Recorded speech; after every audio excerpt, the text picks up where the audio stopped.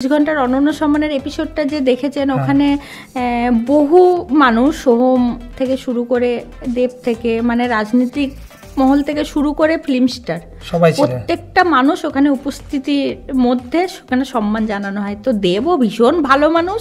দিদি নাম্বার ওয়ানের যে প্রসেসটা, যাওয়ার প্রসেসটা, বা আপনি যেভাবে কাস্টিং হয়েছিলেন তার প্রসেসটা কি ছিল? যে তাকে জিজ্ঞাসা করবো যে কিভাবে কি করবে, প্রসেস কি, যে কিভাবে খেলা হবে না হবে। তো প্রথম ধারণা আমার ওটা ছিল, কিন্তু যত দিন এগিয়েছে তত আমার মনে হয়েছে না, আমার মনের ইচ্ছাটা আগে, আমি ম্যান পাওয়ার মানি পাওয়ার আমি আগে প্রথম শুরু না করলে কোনোটাই পাবো না। শুরুটা আমাকেই আমার ইচ্ছা দিয়ে করতে হবে, আমার যত সামান্য সামর্থ্য আমি সেটুকুই করব। তো প্রথম শুরু হয় কোনো টাকা পয়সা দিয়ে নয়, একটা মানে নার্ভের পেশেন্ট আর কি, স্নায়ু রোগে আক্রান্ত এক ছোট্ট বাচ্চা 7 বছরে, তাকে এখন আমি দেখছি।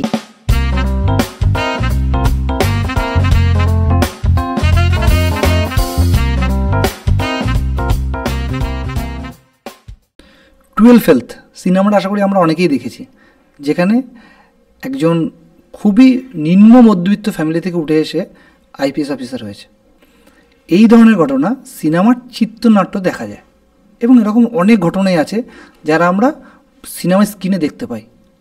কিন্তু আজকে যার সাথে আমরা কথা বলতে চলেছি বা যার কথা শুনতে চলেছি, সে কিন্তু কোনো সিনেমার চরিত্র নয়, বাস্তব থেকে উঠে আসা এক চরিত্র, যার জীবনের লড়াইটা খুবই কঠিন ছিল। এবং শুধু লড়াই বলা ভুল হবে, সংগ্রামের, জীবন সংগ্রামের লড়াইটা অনেকটা কঠিন। নিজের জীবনের শুরুটা যেভাবে হয়েছিল আর আজকে যেখানে আছে, তার মধ্যে যে ঘটনাগুলো বা লড়াইগুলো করে এসেছে সেটা অনেকটা কঠিন। আজকে যার সাথে কথা বলছি বা যার সাথেই পডকাস্টটা শ্যুট করছি, তিনি হচ্ছেন জয়া পাল, একজন স্বেচ্ছাসেবী এবং একজন এলআইসির ফুল টাইম ওয়ার্কার। এই ফুল টাইম ওয়ার্কার কেন বললাম সেটা আমরা পুরো ভিডিওটাতে জানবো। তো চলো বেশি কথা না বলে আজকে ওনার মুখ থেকেই শুনি ওনার জীবনের কিছু লড়াইয়ের ঘটনা। জয়াদি, 24 ঘন্টার অনন্য সম্মানে তুমি সম্মানিত হয়েছো, সেই ফিলিংসটা কেমন ছিল?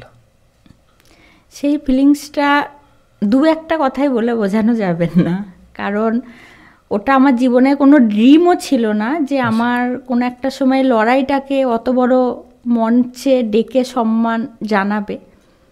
তো হঠাৎ করেই এটা যখন খবর পেলাম যে আমার কোনো গল্প, যে সেই লড়াইয়ের গল্পটা 24 ঘন্টা চ্যানেলে ডাইরেক্ট লাইভ একটা অনুষ্ঠানে আমাকে সেই মঞ্চে ডেকে সম্মান জানানো হবে, তো অসাধারণ লেগেছিল প্রথমে শুনে।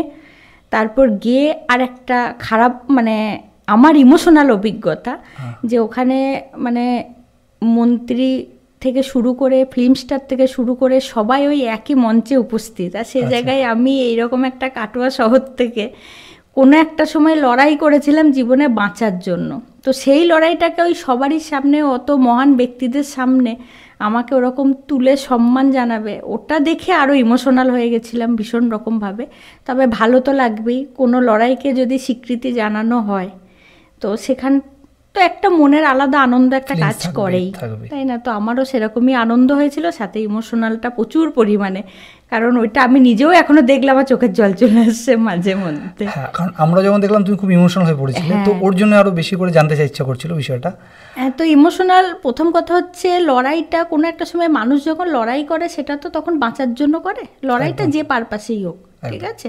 তো সেই লড়াইটাকে কখনো সেই 13 বছর 14 বছর পর তুলে ধরে সম্মান জানাবে, এটা তো কেউ ভেবে লড়াই করে না, তাই না? যদি এটা ভেবে লড়াই করতো তাহলে মানুষের লড়াইটা আরো অনেক বেশি মানে একটু দৃঢ়ভাবে করতো, চেষ্টা করতো। কিন্তু আমিও সেরকম ভাবে লোক দেখানো হতো, সেরকম থাকতো যে আমার লড়াইটা কোনো সময় মঞ্চে দেখানো হবে, তাই না? তো আমার তো সেই ধরনের কোনো চিন্তা ভাবনা থেকে লড়াই ছিল না তখন। শুধুমাত্র মানে এখন আর আমার গল্পটা শুধু আমার আর কাটোয়াবাসীর মধ্যে নেই, যেহেতু গোটা ওয়েস্ট বেঙ্গল বা অনেক জায়গায় এই গল্পটা মানুষ জেনে গেছে।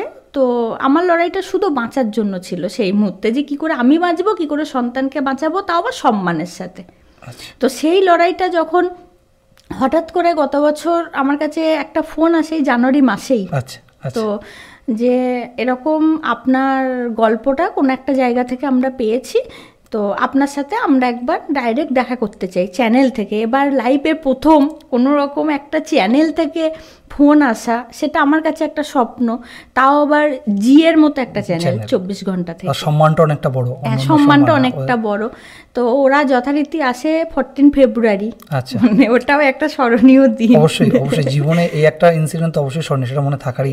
হ্যাঁ, তো 14ই ফেব্রুয়ারি ওরা আমার বাড়িতে আসেন।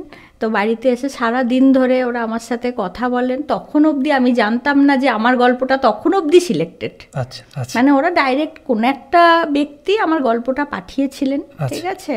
তো আমার গল্পটা ওরা ভেরিফাই করার জন্য আমার সঙ্গে সরাসরি, কারণ কোনো একটা গল্প লিখে পাঠালেই তো সঙ্গে সঙ্গে সেই গল্পটা কতটা সত্য সেটা তো যাচাই করাটা খুব জরুরি। তো ওরা ওদের মতো চ্যানেল সেটা করবেই একদম। তা ওরা সেটা যাচাই করার জন্য যথারীতি আমার বাড়িতে এসে উপস্থিত হয় হঠাৎ করে একদিনের নোটিশে যে আমরা আগামীকাল যাচ্ছি। তো কাটোয়াতে আসেন। কাটোয়াতে আমার বাড়ি, বর্তমান বাড়ি, আমার ছেলে, আমার মা, আমার অফিস, এখন এলআইসির যে ছোট্ট, আমার যে মেন প্রফেশন এলআইসি, তো এলআইসির যে ছোট্ট অফিস করেছি অফিস, তো আমার যে একটা ছোট্ট স্বেচ্ছাসেবী সংগঠন আছে, সেখানে যে সকল মানুষদের নিয়ে আমার প্রথম কাজ শুরু, তাদের সাথে কথা। তো ওরা সমস্ত রকম পুরো নক্ষদর্পণে সবকিছু রেখেছে। হ্যাঁ, পুরোটা দেখেছে। এমনকি আমার যে কিডনির যে ডকুমেন্ট, যে কিডনিটা আমি ডোনেট করেছি, সরকারি ডকুমেন্ট, সেগুলো চেক করেছে। হ্যাঁ, সেগুলো সবকিছু যে এইটা কতটা সত্য, ঠিক আছে, সব কিছু চেক করে তারা মানে মোটামুটি 9-10 ঘন্টা সময় এখানেই কাটিয়েছে কাটোয়াতে, ঠিক আছে। সব জায়গায় সবটুকু করেছে, মানে আমার সমস্ত জিনিস ওরা দেখেছে আর কি, পুরো পুরো মানে যেগুলো গল্প লেখা হয়েছিল সেগুলোর মধ্যে যতটা পেরেছে ওরা কিন্তু প্র্যাকটিক্যাল দেখে গেছে, ঠিক আছে। এবার আমার সংগঠন, এমনকি প্রচেষ্টাটাও আমি কিভাবে কাজ করি, হ্যাঁ, যারা আমার আর কি কি বলবো শুভাকাঙ্ক্ষী, যারা আর কি প্রচেষ্টাকে সাপোর্ট করেছে বা চেনে জানে, তাদের সাথেও কথা বলেছে যে প্রচেষ্টা কতদিন ধরে চলছে, আদৌ প্রচেষ্টা চলে কিনা, হ্যাঁ, কাটোয়াতে এরকম কাজ হয় কিনা, হ্যাঁ, বা জয়ার এই ঘটনাগুলো এটা কতটা সত্যি, কে কে জানে, তো এই সময় এটা হয়েছিল কিনা, হ্যাঁ। তো সবটা জানার পর ওরা সন্ধ্যের দিকে ব্যাক করে। ব্যাক করার পরও আমি তখনও জানি না যে আদৌ তারপরেও কি হবে, কিছু হবে কি হবে না। তো যথারীতি ওরা 14 তারিখে এটা করে যাওয়ার পর ওরা 22 তারিখে ফোন করে যে 24 তারিখে এই অনুষ্ঠানটা হচ্ছে, আপনি এখানে, হ্যাঁ, আপনি এখানে আসুন, আপনাকে সম্মান জানানো হবে। মানে ওয়েস্ট বেঙ্গল থেকে টোটাল 5 জনকে সম্মান জানানো হয়। তো তার মধ্যে আমি এক মহিলা ব্যক্তি। তো তোমার পুরো কথাতে তুমি লড়াইটা বললে, মানে লড়াই হয়তো আমরা কাছ থেকে দেখেছি, জানি, বাট তোমার মুখ থেকে শুনতে চাইছি যে তোমার ফ্যামিলি বা তোমার ছোটবেলাটা কেমন কেটেছে, বা তোমার এই লড়াইটা আদৌ কি, মানে কিভাবে লড়াইটা লড়েছো, মানে সেটা বিষয়টা। লড়াইটা বলতে দেখুন, মানুষের জীবনে সবাই কিছু না কিছু লড়াই লড়ছে, একদমই তাই না? কারণ লড়াই না করলে মানুষ জীবনে বাঁচতেই পারবে না। যেদিন লড়াই শেষ সেদিনকে জীবনই শেষ, একদম, তাই না? প্রত্যেকটা মানুষ, তাই না? তো আমি ছোট থেকে, বাবা মা খুব একটা ফিনান্সিয়াল কন্ডিশন ভালো ছিল না, তো আমি মামার বাড়িতে মানুষ, পড়াশোনাও মামার বাড়ি থেকেই হয়। তো খুব বেশি দূর পড়াশোনাও করে উঠতে পারিনি, যেহেতু বাবার অর্থনৈতিক পজিশন খুব একটা ভালো ছিল না। তো সেই কারণে বিয়েও হয় খুব অল্প বয়সে। তো বিয়েটা হয়ে যাওয়ার পর একটা মেয়ের সাধারণত যেটা স্বপ্ন, মানে আমার জীবনে, আমি এখনো ভাবি আমার জীবনে কোনো ড্রিম নেই, মানে ভগবান আমাকে যে রাস্তায় চলাচ্ছে আমি সেই রাস্তায় চলছি। মানে কেউ যদি আমাকে জিজ্ঞেস করে দিদি তোমার নেক্সট ড্রিম কি, আমি বলতে পারবো না, কারণ আমার সেই রকম কোনো চাহিদাই নেই জীবনে, চলতে হয়।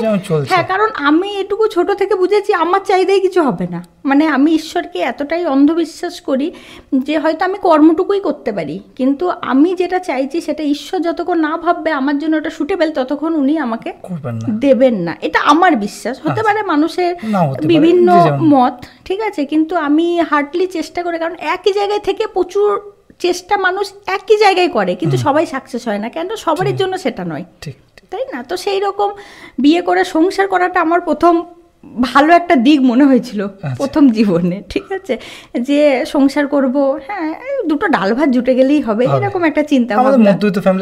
হ্যাঁ হ্যাঁ, ওরকম বাবা মাকে ছোট থেকে কষ্ট করতে দেখেছি, তো সেই জায়গায় ওই ড্রিমটাই চোখের সামনে ছিল যে সংসার করে নেব, একটা সন্তান হবে, সন্তান মানুষ করব, যেটা একটা মেয়েদের যেটা স্বপ্ন, ঠিক আছে। কিন্তু মানে আমার হাজব্যান্ড এতটাই আর কি অমানবিক ছিল, তো সেটা আমি প্রথমে বুঝতে পারিনি। বয়সটা প্রথম কথা ভীষণ অল্প ছিল তখন, এখন যতটা ম্যাচিওর তখন তো ছিলাম না। তো উনি বিভিন্ন রকমভাবে আমার সাথে অত্যাচার, মানসিক শারীরিক অত্যাচার প্রচুর করতো, কিন্তু আমি না বারবারই করতো যখন আমি বারবারই ভাবতাম যে এরপর ঠিক হয়ে যাবে, মানে আমি যাব কোথায়, কারণ আমার মনের মধ্যে যে হোপ, আশাটা সবসময় ছিল, হ্যাঁ, যে আমি যাব কোথায়, কারণ আমার বাবা মার তো কন্ডিশন ভালো না যে বাবা মা বলবে এই আমার বাড়িতে চলে আয়, সহ্য করতে হবে না, সেই জায়গাটা নেই। হ্যাঁ, তো সেই হিসাবে সহ্য করেছি, কিন্তু সহ্যটা করতে করতে আমি যত সহ্য করেছি অত্যাচারের মাত্রা আরও বেড়েছে। হ্যাঁ, সহ্য করেছি, অত্যাচারের মাত্রা বেড়েছে। তো কোনো একটা সময় আমাকে আর আমার সন্তান তখন 3 বছরে ছেড়ে চলে যায়। কাটোয়াতে বেশ কিছু টাকা ধার করে, তো ধার করে আমাকে দেখিয়ে দিয়ে চলে যায় যে আমার বউ টাকা শোধ করে দেবে, কিভাবে করবে সেটা তার চিন্তা নেই, ঠিক আছে। তো যথারীতি পালিয়ে যাওয়ার পর খুব মানে কঠিন সিচুয়েশনের মধ্যে দাঁড়িয়ে পড়ি। আমি একা থাকলে হয়তো এত কঠিন সিচুয়েশনে দাঁড়াতে হতো না, কারণ হয়তো হ্যাঁ, বা হয়তো আমি এখান থেকে চলে যেতাম, বা একা নিজের লাইফ নিজের মতো করে হয়তো চলতো, কিভাবে চলতো জানি না, সেটা তো তখন যদি চলতো জানতাম। তো যেহেতু সন্তান ছিল একটা, তো সেই হিসেবে দায়িত্বটা একটু বেশি ছিল, কারণ আমার সবসময় মনে হয়েছে সন্তানটাকে তো আমি মানে সে যেচে আসেনি, আমি এনেছি তাকে পৃথিবীতে, তা তার প্রতি আমার একটা রেসপন্সিবিলিটি আছে। তো লড়াইটা আমি তখন থেকে শুরু করলাম, মানে বিয়ের পর প্রথম কিছু বছর লড়াইটা ছিল শুধু সহ্য করার লড়াই, তারপর ছিল ঘুরে দাঁড়াবার লড়াই, যে ছেলেটাকে নিয়ে এবার আমি ওভারকাম কি করে করব। যখন তোমার হাজবেন্ড বললে তোমাকে রেখে চলে গেলেন, তুমি তারপর তোমার বাড়িতে ফিরে যাওনি? না, আমার বাড়িতে ফিরে যাইনি বলতে, বাবা মায়ের ওই প্রথমেই বললাম যে অর্থনৈতিক সিচুয়েশন ভীষণ খারাপ ছিল, বাবা মা এসে নুন আনতে পান্তা ফুরিয়ে যাওয়ার মতো অবস্থা আছে, বাঙালির যে কথোপকথন আছে, ঠিক আছে। তো বাবা মায়ের বাড়িতেই মানে গেলাম, কিন্তু ঠিক মানে ওই দুটো ডাল ভাতটাই খুব কষ্ট করে, সে জায়গায় এত ধার পাবলিকলি সেটা শোধ করা বাবা মায়ের পক্ষে পসিবল একদমই ছিল না, ঠিক আছে। ভাই তখন ছোট, কোনো কাজকর্ম করতো না। তো লড়াইটা শুরু হলো ঘরের জিনিসপত্রগুলো সেল করা থেকে, ঠিক আছে। সেখান থেকে লড়াই শুরু, যে সেল করলেই হয়তো আমি ওটাকে রিকভারি করতে পারবো, একটা সুন্দর সংসারে যেটুকু জিনিস প্রয়োজনীয় সব জিনিস কটাকেও আমি দিতে লাগলাম কিছু টাকার বিনিময়ে। এবার তখন যেহেতু পয়সার প্রয়োজনে দেখবে যে কোনো জিনিস একটু কম রেঞ্জেই সেল হয়, ঘরের খাট বিছানা মানে প্রয়োজনীয় জিনিসটুকু আমি দিয়ে দিয়েছি। এমনকি আমার ছেলের অন্নপ্রাশনে যে থালা বাটি কাঁসার পিতল যা পেয়েছিল সবও বিক্রি করে দিয়েছি, তবুও আমি মানুষের ইন্টারেস্ট মেটাতে পারিনি, তো আসল তো অনেক পরের কথা, ঠিক আছে। এবার যেহেতু আমার হাজব্যান্ড বলে গেছিলো আমার বউ টাকা শোধ করবে, ওটাই একটা মহান কাজ করে গেছিলো। যদি এমনি চলে যেত সেটাও আবার আমি পুলিশ প্রোটেকশন বা যেখানেই হোক সেটা নিতাম, কিন্তু পুলিশের কাছে গিয়েও কোনো সুরাও হয়নি, আমি থানায়ও 2বার গেছিলাম, ঠিক আছে। তো সেরকম কোনো সুরাও করে উঠতে পারিনি, যেহেতু আমার হাজবেন্ড নিজে এটা বলে গেছে, তারা ভাবছে তোমার কাছে টাকা রেখে দিয়ে গেছে একদম। তো তারা বিভিন্ন রকম কোনো বাজে ল্যাঙ্গুয়েজ ব্যবহার করেছে, একটা মেয়েদের ক্ষেত্রে যেগুলো ব্যবহার করে। হ্যাঁ, আমাদের যেহেতু এখন অবধি এই রুরাল এরিয়াগুলোতে পুরুষ শাসিত সমাজই আছে অনেকটা, তাই না, বিদেশের সাথে কম্পেয়ার করা একদমই যাবে না। তো সেই হিসাবে অনেক রকম কুৎসিত কথার সম্মুখীন হই। তো তাতেও আমি মানে সমস্যা থেকে ওভারকাম করতে পারছিলাম না। লাস্টে ডিসিশন নিলাম যে না, এইভাবে মরে গিয়েও লাভ নেই, আমি যদি মরেও যাই আমার ছেলেটাকেও ছাড়বে না তারা, ছেলেটা কোন পথে চলে যাবে জানি না, কিন্তু ওকেও সারা জীবন কথা শুনতে হবে যে মাটা মরে গেল, বাবাটা পালিয়ে গেল। হ্যাঁ, তো আমার ছেলের জীবনটা পুরো বরবাদ হয়ে যাবে, হয়তো যেখানেই হোক যেভাবেই হোক করে কর্মে হাত পায়ে বেঁচে থাকলেও মানসিকভাবেও সারা জীবন মরে থাকবে। বললাম না, তখন একটা ডিসিশন নিলাম যে একটা কিডনি ডোনেট করে দেবো পয়সার জন্য। তো এবার ওইটার রাস্তা জানি না কিভাবে কি করব। তো ওই যে সাডেন মাথায় এলো হঠাৎ করে, ওই যে বললাম প্রথমেই যে আমার কোনো ড্রিম নেই জীবনে, ভগবান যেদিকে চালিয়েছে সেদিকে চলেছি। তো আমি একটা পেপার দেখে ফোন করেছিলাম প্রথম। তো কপালচক্রে আমি একটা পেশেন্টকেই ফোন করেছিলাম, মানে তার মিসেস আর কি। হ্যাঁ, পেপারে তখন না ওই প্রত্যেক রবিবার আনন্দবাজার পেপারে একটা করে আবেদনের একটা কলম থাকতো। আচ্ছা আচ্ছা। তো আমি ব্লাড গ্রুপটা জানতাম, আমার এ পজিটিভ ব্লাড গ্রুপ। তো পেপার দেখে মানে হয়তো অনেকজন এটা মানে সত্যি গল্প, কোনো মানে আমার জীবনের গল্প, এটা কোনো এমনি বইয়ে খাতায় লেখা গল্প নয়, যে সত্যি করে এই মানুষ যদি খুব চায় আর যদি চাওয়াটা সৎ হয়, মানে আমি কোনো একটা উদ্দেশ্য নিয়ে চাইছি তো সেটাও হয়তো অনেকজন বলে যে বাবা পেপার দেখে সব ভুলভাল কাজ হয় বা এ হয়, তো আমি না, তুমি যে সময়ের কথা বলছো সেই সময় কিন্তু পেপারের গুরুত্ব ছিল, নিউজের বা সংবাদের গুরুত্ব ছিল সেই সময়টা। না, অনেক ক্ষেত্রে হয় না মানুষের একটু ডুপ্লিসিটি, হ্যাঁ একটুখানি অনেক ক্ষেত্রে হয়ে যায়। তো আমি কিন্তু ডাইরেক্ট পেশেন্টকেই ফোন করে ফেলেছিলাম, মানে ওইখানে 4-5টা আমার মনে আছে 4-5টা মানে ইয়ে ছিল, তো আমি প্রথমটাকেই ফোন করেছি। হ্যাঁ, তো প্রথমটাকে ফোন করেছি, ওটাই পেশেন্ট, মানে ওনার মিসেসের, মানে হ্যাঁ কিডনি দুটোই ফেলিওর, ওনার মিসেসের চেঞ্জ হবে। তো ফোন করি যথারীতি, তো ফোন করে আমাকে ডাকা হয়। তো আমি শুধু একটা কথাই বলেছিলাম ওনাদেরকে যে আমার কিছু লাগবে না। উনি আমাকে জিজ্ঞাসা করেছে, আমার শুধু আমার কাটোয় ধার কটা শোধ করে দিতে হবে, আর আমার কিছু দরকার নেই, ঠিক আছে। তা আমাকে জিজ্ঞাসা করেছিল ছেলের ভবিষ্যৎ, আমি বললাম ছেলের ভবিষ্যৎ সেটা ওপরবেলা ভেবে রেখেছে, তারপর কর্ম করব, যদি তুমি মরে যাও না সেটাও ভগবান ভেবে রেখেছে। হ্যাঁ, তো আমার আপাতত এইটুকুই লাগবে যে আমার কাটোয় যেটুকু ধার আছে, আমি কোনো টাকা পয়সা হাতে নেব না, যেটুকু ধার আছে আপনি সেটুকু ধার মিটিয়ে দেবেন।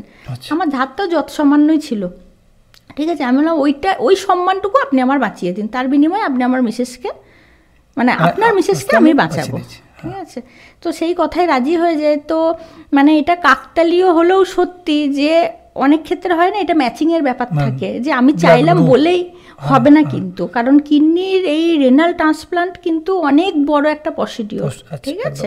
তো প্রচুর টেস্ট হয়, প্রচুর টাকার টেস্ট হয়, গোটা অল বডি টেস্ট হয়, কারণ এটা একটা মেজর অপারেশন। তো মানে এমনই ঘটনা যে ওই পেশেন্টের সাথে আমার সব কিছু ম্যাচ। আচ্ছা, মানে আমার বয়স তখন 24, ওনার বয়স 32, দুজনেই ফিমেল যেহেতু আমরা। তো যাই হোক, মানে অনেক ক্ষেত্রে হয় যে ক্রস ম্যাচে আটকে যায়, হ্যাঁ অনেক কিছু টেস্টিংয়ে আটকে গেলে তো আর কিছু করার ছিল না, তাই না। আমার শরীরে যদি কোনো একটা মানে কোনো রোগ যদি দেখা দিত তাহলে তো আর এটা করা যেত না। তো সব কিছু ঠিকঠাক, মানে 2 মাসের মাথায় আমার ট্রান্সপ্লান্ট হয়ে যায়। আচ্ছা, ঠিক আছে। তো এটা মানে আমি একটা জীবন যুদ্ধে উত্তীর্ণ হলাম প্রথম, কারণ আমাকে স্বাস্থ্য ভবন থেকে বলা হয়েছিল আমি কিন্তু ওটিতে মারা যাব, ঠিক আছে। আমাকে কিন্তু ডাইরেক্ট বলেছিল, যখন কোর্ট পেপার হয় স্বাস্থ্য ভবনে যে বোর্ডটা হয়, ওই বোর্ডে কিন্তু আমাকে এক লেডি ডক্টর বলেছিল যে তুমি আরেকবার ডিসিশন পাল্টাতে পারো, কারণ তোমার একটা ছোট বাচ্চা আছে, তুমি কিন্তু ওটিতে এক্সপায়ার করে যেতে পারো, তোমার ব্রেন ডেথ হয়ে যেতে পারে, অনেক রকম যেগুলো হয় আর কি বেশিরভাগ ক্ষেত্রে। তো আমি যখন একটা কথাই বলেছিলাম যে সম্মান হারিয়ে বাঁচতে পারবো না, কারণ আমি যদি এই জীবনটা রাখি আমাকে সম্মানের সাথে রাখতে হবে, নচেত কিন্তু এই জীবনটার কোনো ভ্যালু নেই, আমি কিছুই করতে পারবো না। কারণ ওই পিছন থেকে ওই বাজে কুৎসিত ভাষা কথা, কারণ আমরা তো ওই পরিবেশে মানুষ হইনি যে অ্যাবজর্ব করে নেব, তো খুব কষ্টকর লাগছিল ভিতরটা। এমন আমি মরে গেলেও সেটা ঈশ্বরের জানবো, যে ঈশ্বরের হয়তো এটাই ইচ্ছা, কিন্তু এতদূর অবধি যখন এসেছি আর পিছিয়ে যাব না, কারণ ঈশ্বরের কিছু একটা গ্রিন সিগন্যাল ছিল, তবেই ওই একটা পেশেন্টকে ফোন করেছি, ওই একটা পেশেন্টের সাথে আমার সব কিছু ম্যাচ হয়ে গেছে।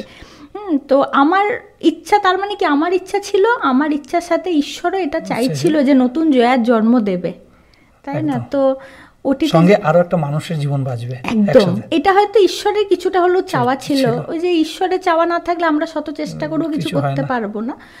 তো আমি ওটিতে 11 ঘন্টা, আমার কোনো সেন্সও ছিল না। আচ্ছা, হ্যাঁ, তো ডাক্তার ভেবেই ছিল, বা আমার বাড়ির লোকও যে গিয়েছিল, আমার মা বাবা, তো তারাও ভেবেছিল আমি এক্সপায়ার করে গেছি। তো ডাক্তারও ভেবেছিল যে আমি বোধহয় বেঁচে আর ফিরবো না। যে অবজারভেশন রুমে যে রাখা হয় সেখানে 11 ঘন্টা আমার কোনো সেন্সই ছিল না, মানে সেন্সই ফেরাতে পারছিল না ওরা। তো যাই হোক, ভগবানের অশেষ করুণা, নতুন জয়ার জন্ম হয় সেই 2010 সালে। তো এটা হচ্ছে আমার জীবনের একটা যুদ্ধ, বিশাল বড় প্রথম লড়াই আর কি, প্রথম লড়াইয়ের মানে প্রথম ধাপ, তাই না। জীবনে বলে না সাকসেসের প্রথম সিঁড়ি, তো এইটা হচ্ছে আমার জীবনের এতটা বড় কঠিন সিঁড়ি, যে এই সিঁড়িটা আমাকে টপকাতে হয়েছে এই এতটা ধৈর্য ধরে লড়াই করে, কারণ এইটার জন্য প্রচুর পেশেন্স দরকার, যে লড়াইটা আমি লড়েছি, তাই না। সব থেকে বড় কথা মনের জোর দরকার। আমাকে কেউ বলছে আমি মরে যাব, তারপর বলছে আমি করব কাজটা, অনেকটা বড় মনের সাহস দরকার। হ্যাঁ, অনেকটা বড় সাহস দরকার। কিন্তু ওই যে সব ছোট থেকে ওই সম্মানের জায়গাটা বেশি গুরুত্ব দিয়ে এসেছি, যে জীবনে বাঁচতে গেলে টাকা পয়সা পরিবার সব কিছু দরকার, তার সাথে সম্মানটাও দরকার, তাই না। তোমার এখন যে সিচুয়েশন, মানে আমরা যেটা জানি, তোমার একটা সংস্থা আছে, প্রচেষ্টা নাম, এনজিও সংস্থা। তোমার জীবনে প্রথম লড়াইটা পার করলে, তারপরে স্বাভাবিকভাবে জীবন যেভাবে গড়ায় হয়তো সেভাবে গড়িয়ে এসছে, চলছে।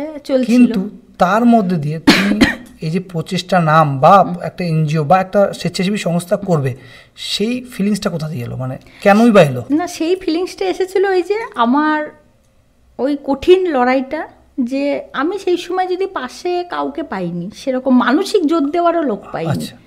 যে না ঠিক আছে, এইটুকু টাকা তো ঠিক আছে, চল কোনো একটা কাজ করে শোধ করে দিবি। তো এই কাজটাও যদি কেউ আমাকে পাশে এসে দাঁড়িয়ে সেই মুহূর্তে বলতো, তাহলে হয়তো একটু ভরসা পেতাম, কোনো একটা কাজ করতাম। একবারে তো সেই অশিক্ষিত ছিলাম না যে কোনো একটা কাজ হতো না, এরকম ব্যাপার নয়। তো লড়াইটা করলে লড়াইটা অন্যভাবে হতো।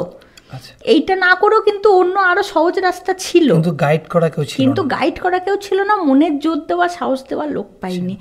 তো সেই জায়গাটা থেকে আমার ওটির পর যখন আমার প্রথম আবার আমি মানে একটা জীবন, স্বাভাবিক জীবনে, হ্যাঁ স্বাভাবিক জীবন এখনো নেই, কারণ একটা এত বড় রেনাল দেওয়ার পর শরীরে তো একটা সমস্যা হবেই, তবুও মনের জোরটা এখনো আছে যে আমাকে চলতে হবে, ঈশ্বর যতদিন যেটুকু করাবে করতে হবে, ঠিক আছে। সেদিন যখন আমার মৃত্যু হয়নি, তাহলে আমাকে দিয়ে কিছু করাবে, মানে এটা আমার মনের বিশ্বাস, ঠিক আছে, যে আমাকে এত তাড়াতাড়ি পৃথিবী থেকে নেবে না, মানে আমার আরও কিছু দায়িত্ব আছে, হ্যাঁ, সমাজের প্রতি বা নিজের সন্তানের প্রতি হোক, পরিবারের প্রতি হোক, কারণ এই পৃথিবীতে কিছু না কিছু দায়িত্ব পালন করতেই মানুষ আসে প্রত্যেকে, তাই না? তো আমার যখন সেদিন কিন্তু আমি মৃত্যুপুরীতেই ঢুকেছিলাম স্বইচ্ছায়, ডাক্তার তো তাই বলছিলেন। হ্যাঁ, তো আমি সেই জায়গা থেকে যখন আবার ওভারকাম করে বেঁচে এসেছি, তাহলে ঈশ্বর নিশ্চয় আমাকে দিয়ে কিছু করাবে, কিছু একটা প্ল্যান তার আছেই, ঠিক আছে। তো সেই জায়গা থেকে প্রথম কথা, নিজের এতটা কঠিন লড়াই, আমার পাশে কাউকে পাইনি, ওটা মনে মনে আমার ছিল যে জীবনে যদি কখনো আমি সুযোগ পাই, একটা মানুষ হলেও তার পাশে আমি দাঁড়াবো। আচ্ছা, সেখান থেকেই শুরু। কিন্তু শুরুটা কিভাবে করব বুঝতে পারছিলাম না, কারণ আমার প্রথম ধারণা ছিল যে এইরকম মানুষের পাশে দাঁড়াতে গেলে ম্যান পাওয়ার, মানি পাওয়ার দুটোই লাগে, ঠিক আছে, এটা ধারণা ছিল। তাই ধারণাটা সম্পূর্ণ ভুল আমি বলবো না, কিন্তু সব থেকে বড় যেটা লাগে সেটা হচ্ছে মনের ইচ্ছা। আচ্ছা, মানে ওই ধারণাটা, ওইটা তো লাগেই। হ্যাঁ, কোনো একটা কাজ করতে গেলে, বড় কিছু করতে গেলে মানি পাওয়ার, ম্যান পাওয়ার দুটোই লাগে, কিন্তু তার সাথে যেটা লাগে যে করবে তার মানসিক ইচ্ছা, মনের ইচ্ছাটা, ওটা যদি আমার না থাকে, তুমি যতই আমাকে দাও, আমার কিন্তু ইচ্ছা যদি না করে, আমি কতদিন করব, একটা সময় পর থামতে হবে। তো প্রথম ধারণা আমার ওটা ছিল, কিন্তু যত দিন এগিয়েছে তত আমার মনে হয়েছে না, আমার মনের ইচ্ছাটা আগে, আমি ম্যান পাওয়ার, মানি পাওয়ার আমি আগে প্রথম শুরু না করলে কোনোটাই পাবো না। শুরুটা আমাকেই আমার ইচ্ছা দিয়ে করতে হবে, আমার যত সামান্য সামর্থ্য আমি সেটুকুই করব। তো প্রথম শুরু হয় কোনো টাকা পয়সা দিয়ে নয়, একটা মানে নার্ভের পেশেন্ট আর কি, স্নায়ু রোগে আক্রান্ত এক ছোট্ট বাচ্চা, 7 বছরে, তাকে এখনও আমি দেখছি, ঠিক আছে। তো সেই বাচ্চাটা ভিক্ষা করতে এসেছিলো কাটোয়ায়, তার মা। তো সেই বাচ্চাটাকে আমাকে দেখিয়ে দেয় তার মাকে, মানে বাচ্চাটার ওষুধ কিনতে পারতো না, বাচ্চাটা মানে খুব খারাপ সিচুয়েশনে ছিল। তো আমি সেদিনই আমার কাছে যখন পাঠালো, এই আমাদের কাটোয়াতে এই চৌরাস্তার মোড়ে একটা ফলের দোকান আছে, সে আমার কাছে পাঠিয়ে দিয়েছিল যে দেখো জয়া যদি কিছু হেল্প করতে পারে। আমি জানি না কেন, আমি তো তখন কিছুই করি না, তখন তুমি প্রচেষ্টাও নেই, কিচ্ছু নেই। আমি একটা নিজেই ধরো নিজের কর্মজগতে ছোটোখাটো কাজ আমি করতাম, তখনও এলআইসি প্রফেশনটাতেও আসিনি, তো ছোটোখাটো কাজ একটা করতাম, আর নিজের ছেলে মানুষ করব, তখন যেটুকু স্বপ্ন ওইটুকুই, যে ছেলেটাকে লড়াই করে মানুষ করতে হবে। যখন এতটা লড়াই এগিয়ে এলাম, অন্তত হাতে পায়ে সুস্থ স্বাভাবিক একটা মানুষের জীবন দিতে হবে, তাই না? তো সেই জায়গা থেকে ওই ভদ্রলোক যখন আমার কাছে পাঠায় ওনাকে, তখন আমি না ওই একটা ডাক্তারের কাছে গিয়ে ডাইরেক্ট কথা বলি, মানে আমার তখন মনে হচ্ছিল পাঠিয়ে দিয়েছে তুমি তারপরে যে আমাকে কিছু হেল্প করার জন্য। তো আমার তখন নিজেরই মানে একটা খারাপ সিচুয়েশন কোনো রকমে চলছে, তোমার হেল্প হলে ভালো হয়, মানে খুব পরিষ্কার বলতে গেলে, হ্যাঁ, মানে আমারই চলছে কোনো রকমে, যেহেতু আমি কোনো ভারী কাজ করতে পারবো না, আমাকে সেরকম কাজের অনেক নিয়মাবলী আছে, হ্যাঁ, কোনো কিছু ভারী কাজ করতে পারি না, বেশি হাঁটতে পারি না, সমস্যা হয়, যেহেতু অনেকটা সেলাই পেটে। তো সেই জায়গা থেকে ওকে যখন পাঠায়, তখন আমার মনে হয়েছিল ঠিক আছে, পয়সা ছাড়াও তো মানুষের উপকার করা যায়, ওকে যদি একটু ডাক্তারকে বলে যদি ফিস ছাড়া ডাক্তার দেখিয়ে দিই। আচ্ছা, এটা আমার প্রথম মনে হয়েছিল, ঠিক আছে। তো আমি নরোত্তমদের ওখানে একটা ডাক্তার আসে, নার্ভের ডাক্তার, দুর্গা মেডিকেল হলে। তো ওইখানে গিয়ে ওই ডাক্তারের সাথে কথা বলি, আর নর্তনবাবু নিজেও খুব হেল্পফুল মানুষ। হ্যাঁ একদম। তো ওই দুর্গা মেডিকেল হলে আমি গিয়ে কথা বলি ডক্টরের সাথে। তো ডক্টরকে বললাম এরকম একটা ব্যাপার, তো পয়সা করে কিন্তু ফিস দিতে পারবো না, আপনি যদি এই বাচ্চাটাকে একটু হেল্প করতে পারেন, মানে একটু চিকিৎসা করে। তো ডাক্তার এখন অবধি করছে। বাহ।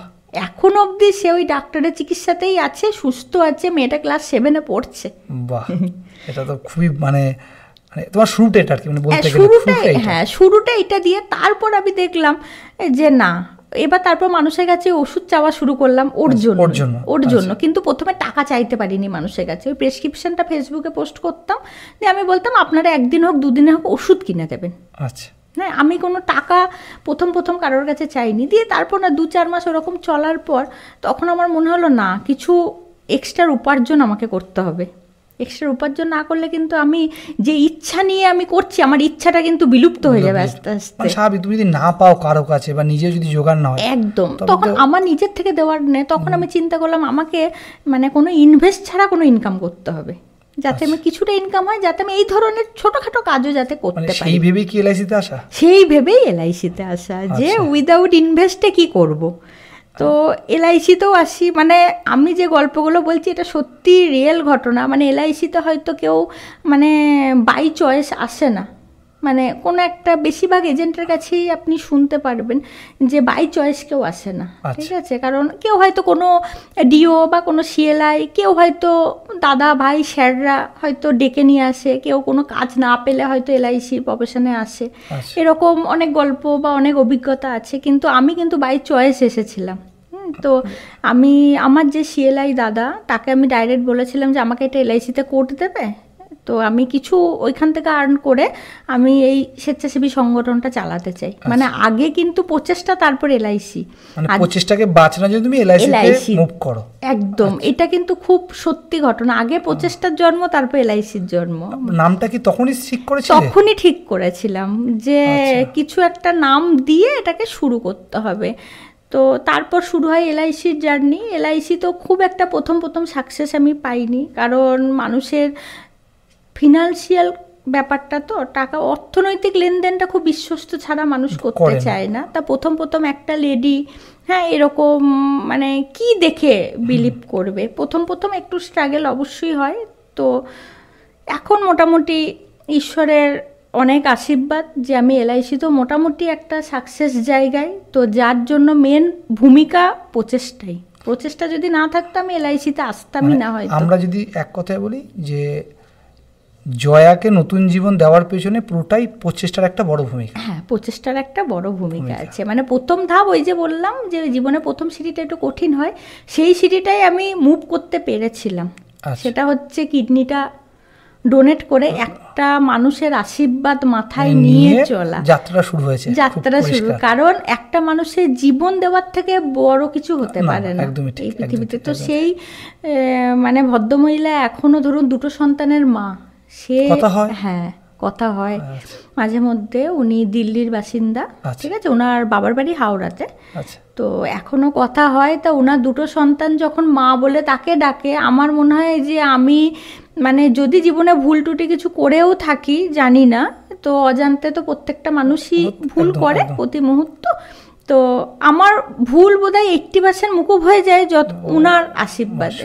আমার মনে হয় হিসাব মতো একটা না 2-3টে জীবন বাঁচিয়েছো, সঙ্গে একটা ফ্যামিলি, মানে ওনার হাজবেন্ডকে যদি পুরো ফ্যামিলিকে বাঁচিয়েছো। একদম যে তার সন্তান যতবার তাকে মা বলে ডাকে, বা সেই মাও যখন তার সন্তানকে যতবার জড়িয়ে ধরে, আমার মনে হয় ততবার আমার আশীর্বাদ হয় যে সে বেঁচে আছে, তাই না? তো আশীর্বাদ আছে বলেই বা আশীর্বাদ পেয়েছো বলেই তোমার জার্নিটা আজকে আমরা বসে আলোচনা করছি খুব পরিষ্কার। একদম, অবশ্যই। দিদি, আপনার জীবনে একটা বড় ঘটনা হচ্ছে, আমরা যেটা জানি সেটা হচ্ছে দিদি নাম্বার 1-এর একটা এপিসোডে আপনি বিজেতা হয়েছিলেন। দিদি নাম্বার 1-এর যে প্রসেসটা বা যাওয়ার প্রসেসটা, বা আপনি যেভাবে কাস্টিং হয়েছিলেন তার প্রসেসটা কী ছিল, মানে তার পুরো ওয়েটা মানে পথটা কেমন ছিল? মানে আমি অডিশন দিয়ে যাইনি, প্রথম কথা। অডিশন ছাড়াই কিভাবে? কারণ যেহেতু একটু আগেই বললাম যে আমি 24 ঘন্টার অনন্য সম্মানটা পেয়েছিলাম, ঠিক আছে। তো হঠাৎ করেই দিদি নাম্বার 1 থেকে আমার কাছে ওইখান থেকেই বোধহয় ফোন নাম্বার কালেক্ট হয়েছিল। তো আমি প্রথম কথা দিদি নাম্বার 1-এর নর্মাল এপিসোড খেলিনি। হ্যাঁ, একটা ভিলেজ সুপারস্টার বলে একটা এপিসোড হয়েছিল। তো সেই এপিসোডের জন্য আমি আগে থেকেই নাকি ওনাদের কাছে সিলেক্টেড ছিলাম, মানে 24 ঘন্টার অনন্য সম্মান পাওয়ার পর। হ্যাঁ, তো হঠাৎ করে আমাকে একবার ফোন আসে ঠিক আগস্ট মাস নাগাদ। তো ফোন আসা আমার তার পরের দিন আমার বাবার বাৎসরিক ছিলেন। তো ফোনটা অনেকক্ষণ থেকেই মানে অনেক কবারই এসেছে, আমি ফোনটাকে ডিনাই করে যাচ্ছিলাম যে কে করছে, না বুঝতে পারছিলাম না। তা সন্ধেবেলায় বাবার বাৎসরিকের কিছু বাজার করতে গিয়ে আর কি, তখন ফোনটা আবার যখন আসে তখন আমি ফোনটা ধরি, দিয়ে আমাকে বলছে আমি জি বাংলা থেকে বলছি, দিদি নাম্বার 1 থেকে, তো আপনাকে একটা স্পেশাল এপিসোডে খেলার জন্য ইনভাইট করতে চাই। তো আমি সবারই প্রথম একটাই প্রশ্ন করেছিলাম, আপনি ফোন নাম্বারটা কোথা থেকে পেলেন? হ্যাঁ, তো স্বাভাবিক কথা, অনেক ফ্রড তো এখন হচ্ছে। তো দিয়ে বলুন না, আপনি তো 24 ঘন্টার অনন্য সম্মানে সম্মানিত হয়েছেন।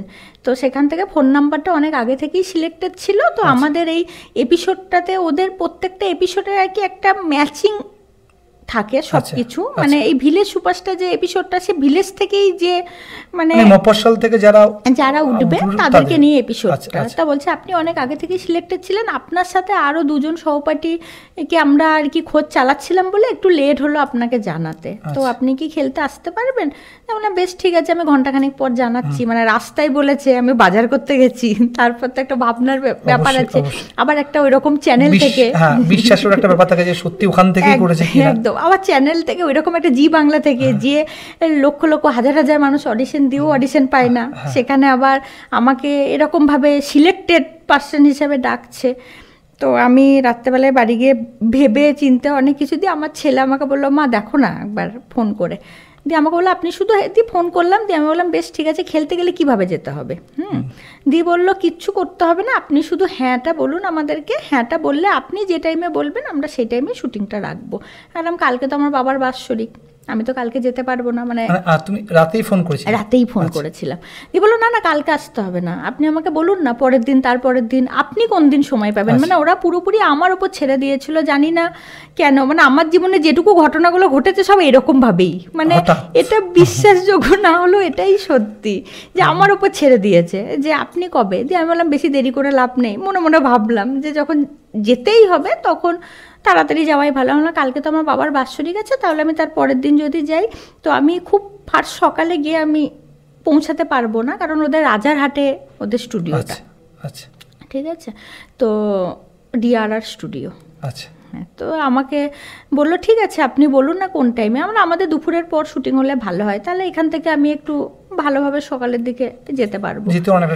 অনেকটা টাইম লাগবে কাটোয়া থেকে কলকাতা। তো বললো বেশ ঠিক আছে, আপনি শুধু হ্যাঁটা বলুন। আমরা বেশ ঠিক আছে, তাহলে তার পরের দিন যাব। তো ওরা আমাকে শুধুমাত্র হোয়াটসঅ্যাপে অ্যাড্রেসটা দিয়েছিল, আর বাড়ি থেকে অর্নামেন্টস আর কাপড়টা নিয়ে যেতে বলেছিল।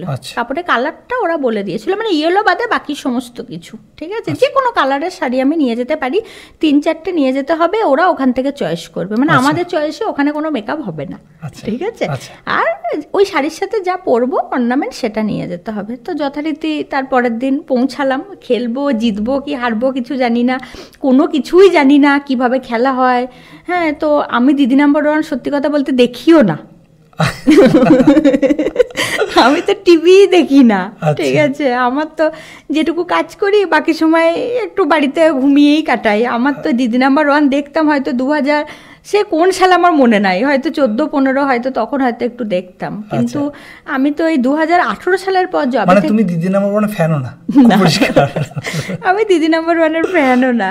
মানে 2018 সালের পর তো কমপ্লিটলি বন্ধ টিভি দেখা। মানে আমি যেহেতু জবে থেকে LICর প্রফেশনে এসেছি, আর প্রচেষ্টাটা খুব ভালোভাবে যেহেতু করছি, মানে আমার অবসর টাইমটুকু আমি প্রচেষ্টাকেই দেওয়ার চেষ্টা করি। ঠিক আছে, মানুষের কি প্রয়োজন, সুবিধা অসুবিধা, যেটুকু মানুষ আমার কাছে হেল্প চাইতে আসে আমি চেষ্টা করি সর্বোত্তমভাবে দেওয়া, সেটা রাত 2টোতে হোক বা সকাল 6টায় হোক, আমি চেষ্টা করি আমার তরফ থেকে।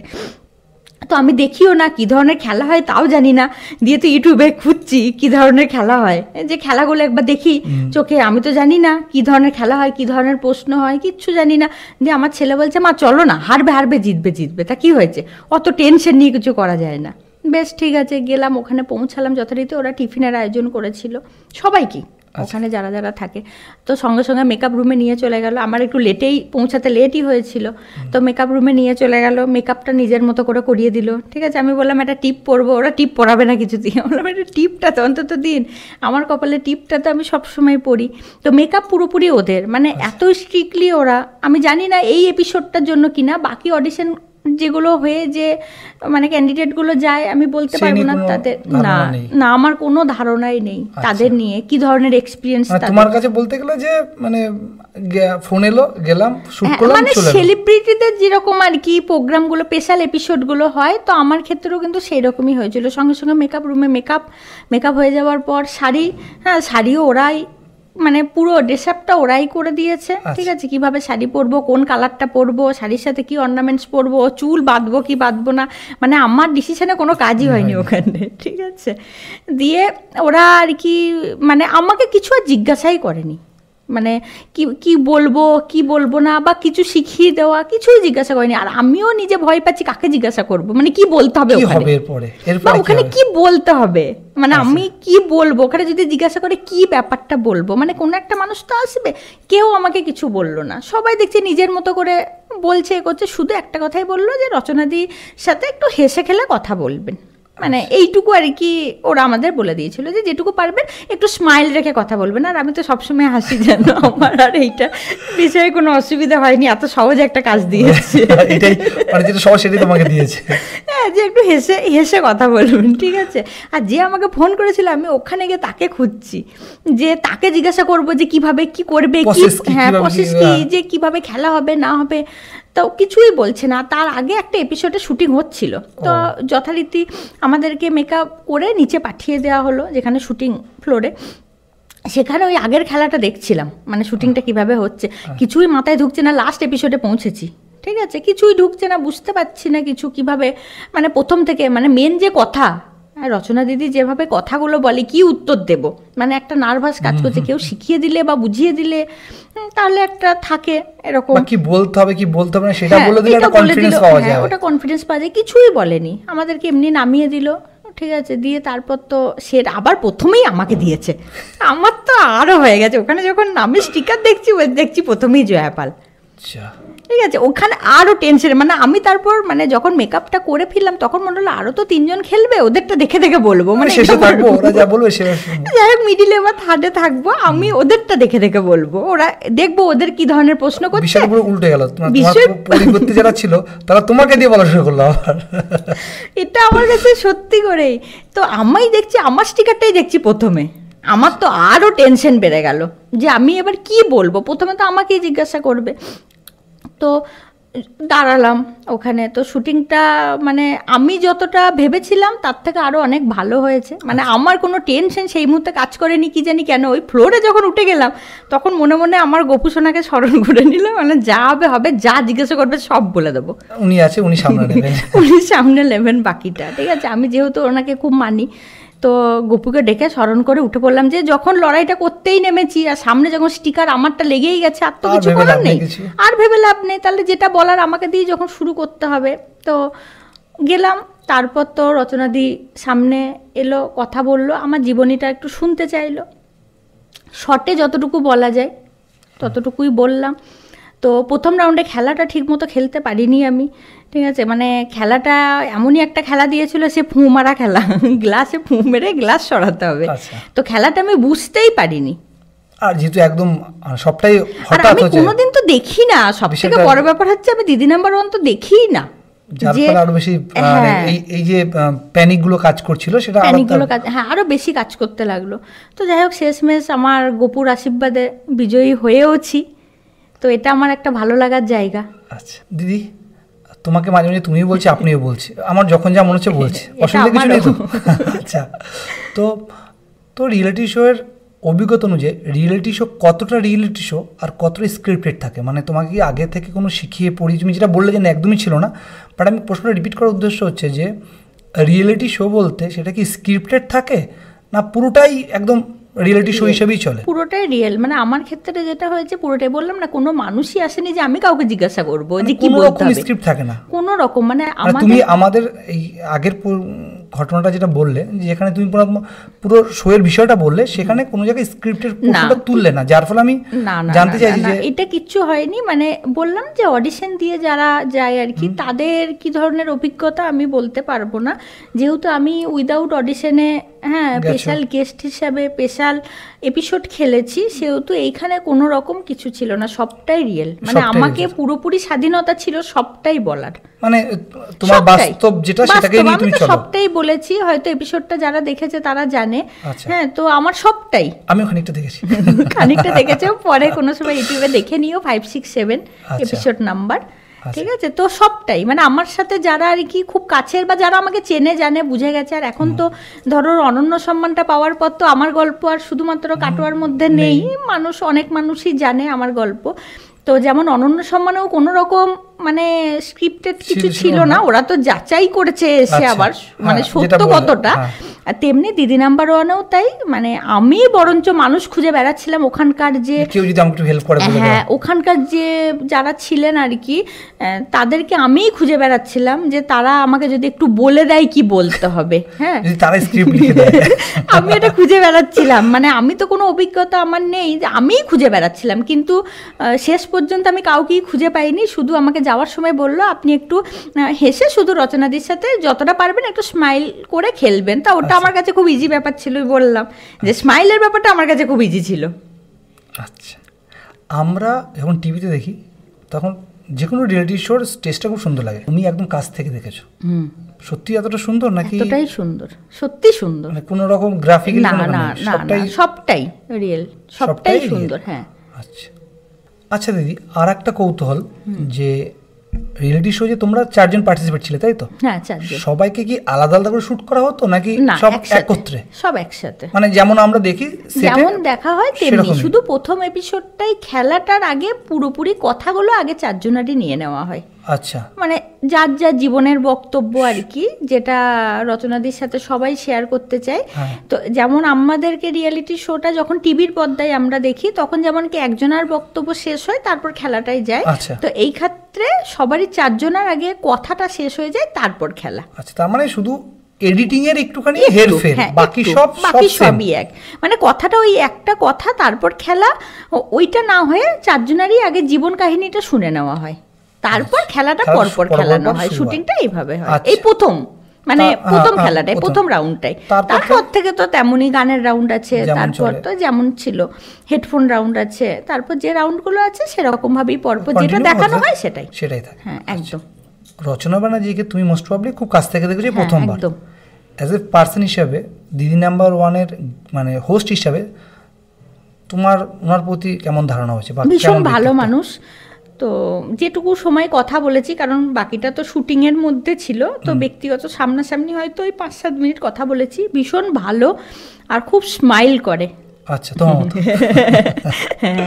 ভীষণ ভালো, মানে এরকম না যে শুটে যতটা কথা হচ্ছে ততটাই, তার বাইরে গিয়ে আলাদা না, আলাদা করে সবারই সাথে কথা, সবারই সাথে ছবি নেওয়া, মানে হ্যাঁ, এইগুলো ভীষণ রকম ভাবে সাপোর্টিং, যে যেরকম ভাবে ছবি চাইছে তার সাথে তো ছবি দেওয়া, কথা বলা। একটা মানুষকে তো আর 5-7 মিনিটে তো আর জাজ করা যায় না। তো যেটুকু 5-7 মিনিট সামনে থেকে দেখেছি, মানে রাউন্ড শেষ হয়ে যাওয়ার পর ভীষণ ভালো এক মানুষ। আচ্ছা, তোমার লাস্ট একটা ফেসবুক পোস্ট দেখেছিলাম, তুমি দেবের সাথে তোমার একটা ছবি আছে, তুমি বার্থডেতে ওনাকে উইশ করছিলে। তো দেবের সাথে ছবিটা কোথা থেকে? মানে এই 24 ঘন্টার অনন্য সম্মান থেকে। ওইখানে মানে প্রত্যেকটা সেলিব্রিটি ওখানে এসেছিল। হয়তো 24 ঘন্টার অনন্য সম্মানের এপিসোডটা যে দেখেছেন, ওখানে বহু মানুষ, সোহম থেকে শুরু করে দেব থেকে, মানে রাজনীতিক মহল থেকে শুরু করে ফিল্ম স্টার, প্রত্যেকটা মানুষ ওখানে উপস্থিতির মধ্যে ওখানে সম্মান জানানো হয়। তো দেবও ভীষণ ভালো মানুষ, মানে কাছ থেকে না দেখলে বিশ্বাস করতে পারতাম না যে ওনার সাথে কথা বলে উনি একদম নরমালি বললেন। মানে আমি যখন মানে ওই লাইভটা কে কতটা ভালোভাবে দেখেছে আমি জানি না, মানে যখন আমার গল্পে আমি ইমোশনাল হয়েছিলাম, দেব একবারে আমার সামনাসামনি বসেছিল। আচ্ছা, ঠিক আছে, মানে ছিল দেব অনেক পিছনে।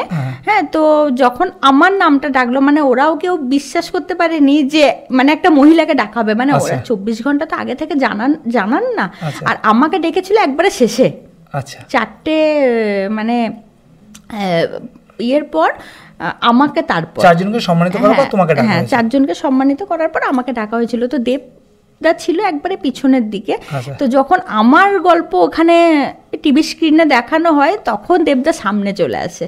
তো আমার পরিষ্কার একবারে চোখে চোখে, মানে একবারে আই টু আই, আমি দেখছি আমি কাঁদছি আর ওইদিকে চোখ চিকচিক করছে জলে।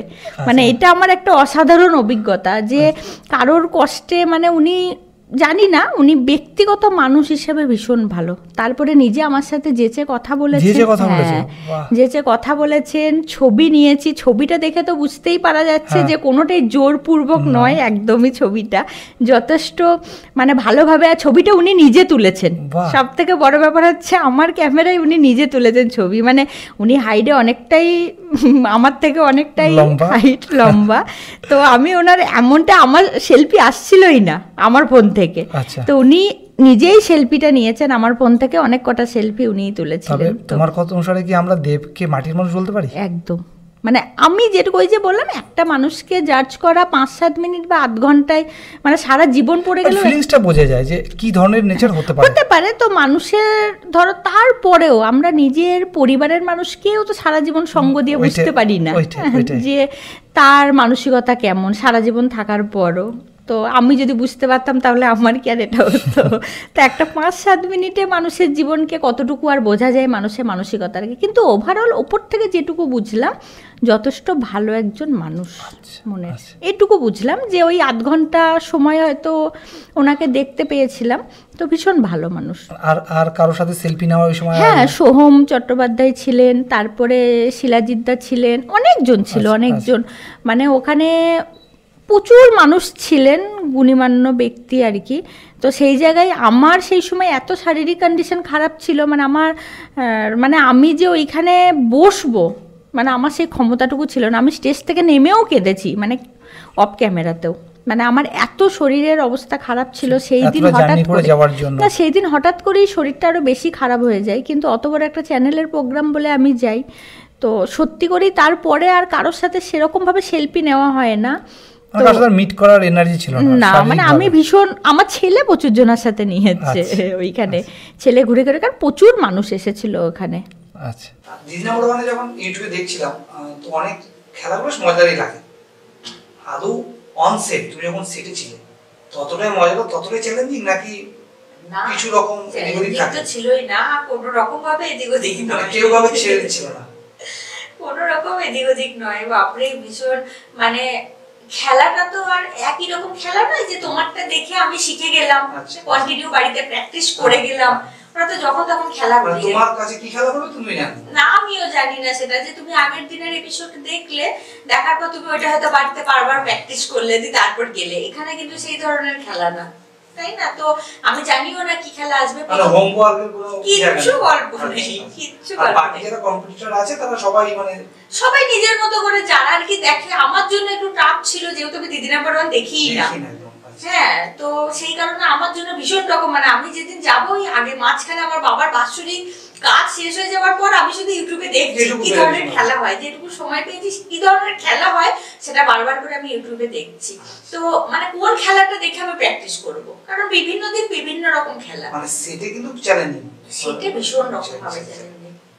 তোমার 4 রাউন্ডে খেলা, 4 রাউন্ডে খেলা। তোমার সবথেকে মজা লাগছে কোন রাউন্ডটা? আমার হেডফোন রাউন্ডটা বেশি মজা লেগেছে, মানে বেশি এনজয় করেছে কোন বিষয়টা? হ্যাঁ, হেডফোন রাউন্ডটা সাংঘাতিক। বাবারে, কান তো একবারে যাচ্ছে অবস্থা, এত লাউডলি চলে মিউজিকটা।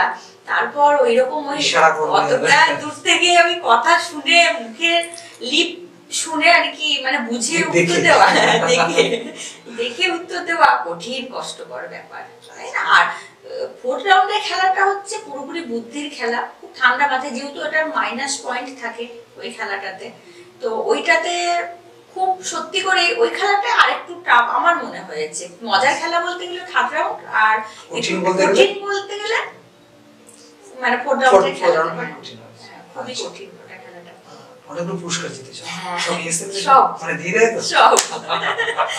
সব উঠিয়ে নিয়ে এসেছি, কিচ্ছু ছাড়িনি।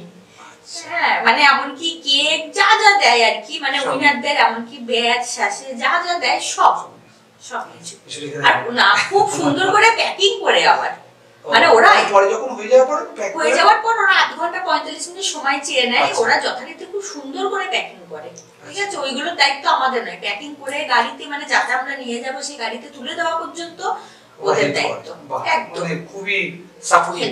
হ্যাঁ ভীষণ, যে আমরা এই যে গুটিয়ে নিয়ে আসবো একটা ছেলে গেলাম, খেলা শেষ, ওদের কাজ শেষ, তোমার সাথে সম্পর্ক প্রথম ব্যাপার না, খেলা শেষ, ওরা খেলা শেষ হয়ে যাওয়ার পর আবার ব্রেকফাস্ট টিফিনের জন্য, হ্যাঁ ইভিনিং এর ব্রেকফাস্টের জন্য ওরা রেডি করে দিয়েছিল, যেহেতু আমাদের খেলাটা 8:30 শেষ হয়েছিল, ডিনার দিয়েছিল, ঠিক আছে? লাঞ্চ ছিল, দুপুরে লাঞ্চটা আমি খাইনি, বাকি সবাই হ্যাঁ লাঞ্চ করেছিল বাড়ি থেকে, যে 2-3 জন আমাদের গেছিল গেস্ট। হ্যাঁ তারপরে মানে তোমার সাথে যারা যাবে তাদেরও সেম, তাদেরকে বসার জায়গা দিয়েছিল, ঠিক আছে? আচ্ছা তোমার যারা গেছিল তারা কি ওই যে যেখানে দেখায় সেটাই থাকে তো, মানে বাইরে মানে বাইরে থেকে না লোক নেই, যারা পরিবারের লোক যে তারাই থাকতে পারে? না বাইরের লোক বলতে 2-1 জন হয়তো থাকলেও থাকতে পারে, কিন্তু পরিবারের লোককে এন্ট্রি দেয়। আচ্ছা, আর ওই তার জন্য এক্সট্রা কোনো চার্জ না, এই কোনো টাকা পয়সা কিচ্ছুর গল্প নেই, কোনো কিছুরই গল্প নেই। এমনকি বললাম যে প্যাকিংটাও ওরা যথেষ্ট যত্ন সহকারে করে, যে মানে আমাদেরকে যে এই জিতে গেছি মানে ওদের দায়িত্ব শেষ, আমরা নিয়ে আসবো, একবারে লিস্ট টু লিস্ট মিলিয়ে ওরা দেয়, মানে ক্রস চেকের কোনো ঝামেলাই থাকে না, ভীষণ ভালো। পুরো দিদি নাম্বার ওয়ানের সেটের গল্পটা আমরা অনেকটা জানলাম, একদমই জানতাম না। এখন বর্তমানে তোমার যে এনজিওটা চলছে, যে এনজিওটা চালাচ্ছ, সেখানে কি ধরনের কাজ করা হলো? সেখানে কি ধরনের মানুষকে হেল্প করো? যদি বর্তমানে তোমার যে এনজিওটা চলছে প্রচেষ্টা, সেখানে কি ধরনের কাজ হয়? এখানে হচ্ছে সবারই প্রথম এটার যে উদ্দেশ্য মানুষের পাশে থাকা। এবার মানুষের পাশে তো বিভিন্ন রকম ভাবে, আমি যখন উদ্দেশ্যটা নিয়েছি মানুষের পাশে থাকবো, তো সব মানুষের তো এক প্রবলেম হবে না, প্রবলেমের ক্রাইটেরিয়া বিভিন্ন রকম থাকবে। তো আমার উদ্দেশ্যই মানুষের পাশে আমার সামর্থ্য মতো বা আমাদের সকলের প্রচেষ্টায় নিজের এলাকাটুকু আমরা আগে দেখবো, এটা আমার মেন মানে ইচ্ছা। তো সেই ইচ্ছা থেকে আমার বাঁধা ধরা কোনো কাজ নেই যে এটা ছাড়া আমি অন্য কাজ করি না। আমার কাছে কোনো ব্যক্তি যদি আসে আমাদের সংস্থার কাছে যে এই হেল্পটা লাগবে, সেটা যদি আমাদের সাধ্যের মধ্যে হয় সেটা আমরা করার চেষ্টা করি, সেটা ব্লাড হোক, সেটা অক্সিজেন হোক, সেটা কারোর মেডিসিন হোক, কারোর চিকিৎসা হোক, সেটা যে কোনো। সেই জন্য এটা আমি পার্টিকুলার বলতে পারবো না। হ্যাঁ অনেক স্বেচ্ছাসেবী সংগঠন আছে যারা পার্টিকুলার একটা সেগমেন্টই অনেক সেগমেন্ট আছে, যেমন বাঁকুড়া একটা সেগমেন্ট এনজিও যারা শুধু গাছের উপর কাজ করে, কাটোর একটা ব্লাড শুধু ব্লাডের উপর কাজ করে। তো আমার মানে আমাদের যে সংগঠনটা সেটা আমরা সেই হিসাবে এখনো মানে খুব পরিষ্কার বলতে গেলে দিনের শেষে মানুষের পাশে দাঁড়ানো উদ্দেশ্য, এটা হচ্ছে উদ্দেশ্য। এবার মানুষের পাশে আমি যদি ভাবো শুধু অক্সিজেন নিয়ে কাজ করি, তাহলে তো এখন অক্সিজেনের ক্রাইসিস নেই, তার মানে কি তাহলে এখন বন্ধ করে দিতে হবে? তাহলে আমি তো মানুষের হেল্প করতে পারবো না। তো সেই কারণে মানুষের কখনকার প্রয়োজন, ঠিক আছে, প্রয়োজনটা অনেক কিছু হতে পারে। আজকে তোমারও অনেক কিছু প্রয়োজন, তোমার একটা বাড়ির কোনো লোক একটা হসপিটালে অ্যাডমিট আছে, একটা ব্লাড লাগবে, তো সেই ক্ষেত্রে আমি তো আর বলতে পারবো না যে অক্সিজেন ছাড়া আমি তোমাকে কিছু হেল্প করতে পারবো না। তো আমি এটা চাই না, না বলতে আমি কম চাই মানুষকে, যদি আমার সাধ্যের মধ্যে হয়। কারণ আমি জীবনে এত না শুনেছি মানুষের কাছে, এত আমি মানে না শুনে শুনে এত কঠিন পথ আমাকে বাঁচতে হয়েছে। সেই কারণে আমি চেষ্টা করি মানুষকে নাটা কম বলে, একদম। তো সেই কারণে এটার কোনো উদ্দেশ্য হচ্ছে মানুষের পাশে থাকা। আর এটার জন্য যে একটা সেগমেন্টের উপরই আমাকে কাজ করতে হবে, এটা এখন অব্দি চিন্তা ভাবনা করে উঠতে পারিনি, আর আশা করি ভবিষ্যতে যেন করতেও না হয়। অন্তত নিজের এলাকার মানুষটুকু যেন সুস্থভাবে যেন বাঁচতে পারে, যাদের দরকার যতটুকু আমার সাধ্যের মধ্যে হলে আমি যেন করে যেতে পারি আমৃত্যু পর্যন্ত। তোমার প্রচেষ্টা গ্রুপে এখন মেম্বার কত? মেম্বার আছে 10 জন, ঠিক আছে। তো কাজটা পার্টিকুলার আমি একটু বেশি করি, কারণ ওই যে বললাম এটার জন্য বেশি দরকার ইচ্ছা শক্তি।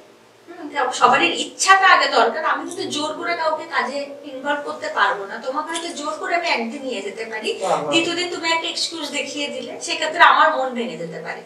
তো সেই ক্ষেত্রে আমি নিজে ব্যক্তিগতভাবে প্রচুর চেষ্টা করি, কারণ দিনের শেষে আমার এটা প্যাশন, হবি, যেটাই বলতে পারো। বিভিন্ন মানুষের বিভিন্ন হবি থাকে, কাজের শেষে তো একটা মানুষের হবি কিছু থাকে, কেউ টিভি দেখে, কেউ ঘুরতে যায়, কেউ খেতে যায়, কেউ বন্ধুদের সাথে টাইম কাটায়। আমার হবি এটাই, এই যে মানুষের পাশে যদি দিনের শেষে একটা মানুষকেও যদি আমি মানে শেষে ঘুমোবার আগে যেন আমি ঈশ্বরকে বলতে পারি না আমি একটা মানুষেরও কাজে দিতে লেগেছি, যে কোনো কাজে, যে কোনো কাজে। তো এইটা আমার উদ্দেশ্য নিয়ে প্রতিদিন ঘুম থেকে ওঠা, রাতে শোয়ার আগে এটাই ভগবানকে পুরো দিনটা সমর্পণ করে ঘুমানো।